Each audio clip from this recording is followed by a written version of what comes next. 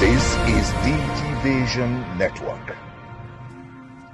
On the 13th of January 2022, the federal government of Nigeria lifted the ban against Twitter's operations in Nigeria after the social network agreed to various conditions. This was after 222 days or 7 months of the ban.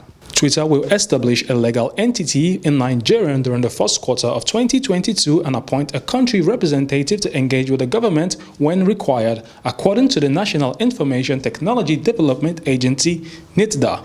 It further revealed that Twitter will also enroll Nigeria in its partner support law enforcement portals, which gives police tools to request and retain data on users. As expected, this lead generated mixed reactions and controversies as Nigerians pondered the true intentions of the federal government, whether or not this is a victory for the nation, and the implication of Twitter having a physical office in Nigeria.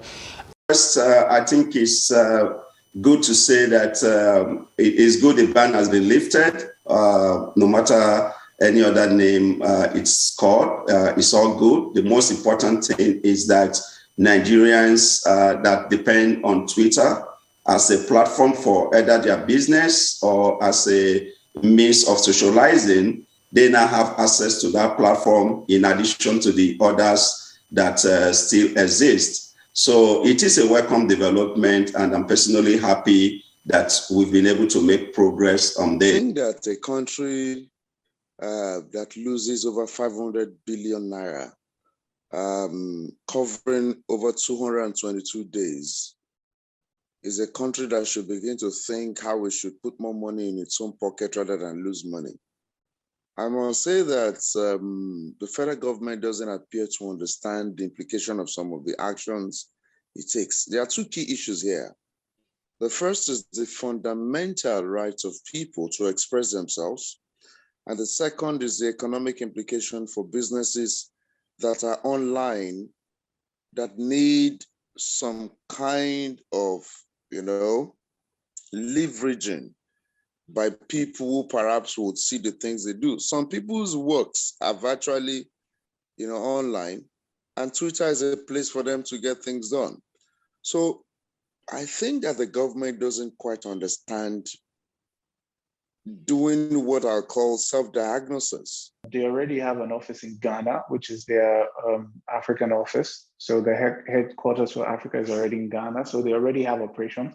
So they will have some sort of a skeletal setup in Nigeria, probably work out of a shared office of some sort, so that they just have a Lagos head, and the person will just, I honestly believe the person will be charged with business development in terms of trying to get more revenue for Twitter rather than the other way around.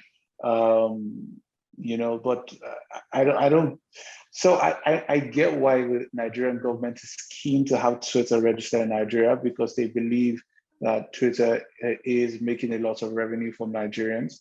So having an office in Nigeria means that Nigerian government can tax Twitter, and we've already spoken about that in extensive conversation. So to the economy, the only thing I think we'll be getting is that revenue in terms of taxes, but it's also not something significant. I think I would rather say let's look on the bright side. At least if they come here, that means we have job opportunities for especially those digital people.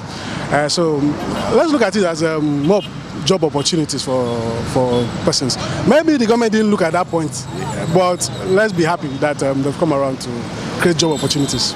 I'm excited when I heard about the news that the ban has been lifted, because when you looked at it initially, banning it wasn't the reason why they banned it, according to the government, was not reasonable to me, because they actually banned it because of the fact that they deleted the president's statement or whatever from their this thing.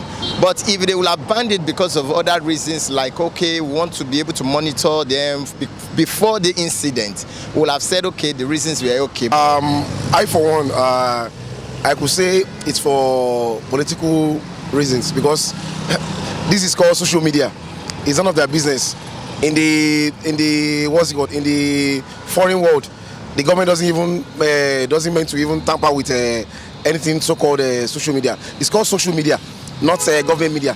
Now that Twitter is back, Nigerians who leverage on the microblogging site can expect to once again take full advantage of the platform as the federal government seeks to tighten regulations guiding their operations. This is DG Vision Network.